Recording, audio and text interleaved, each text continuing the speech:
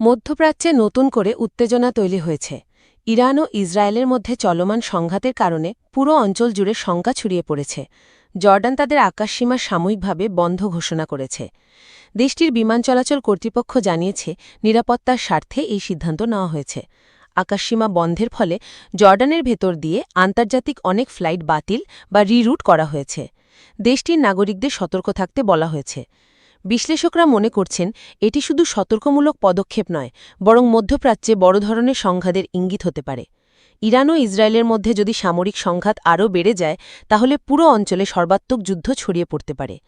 Jordan এই যুদ্ধে সরাসরি অংশ না হলেও নিরাপত্তার ঝুঁকির মধ্যে রয়েছে।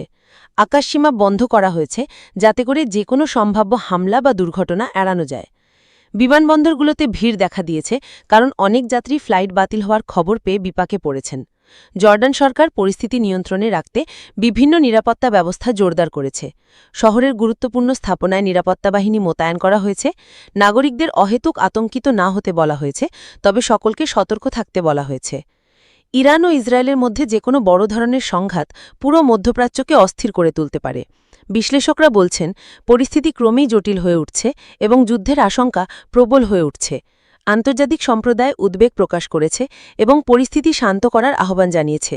তবে এই মুহূর্তে আকাশসীমা বন্ধ রাখা এবং অন্যান্য সতর্কমূলক ব্যবস্থা গ্রহণ করেই জর্ডান পরিস্থিতি সামাল দেওয়ার চেষ্টা করছে। এই উত্তেজনা মধ্যপ্রাচ্য এবং এর বাইরের দেশগুলোকেও প্রভাবিত করতে পারে।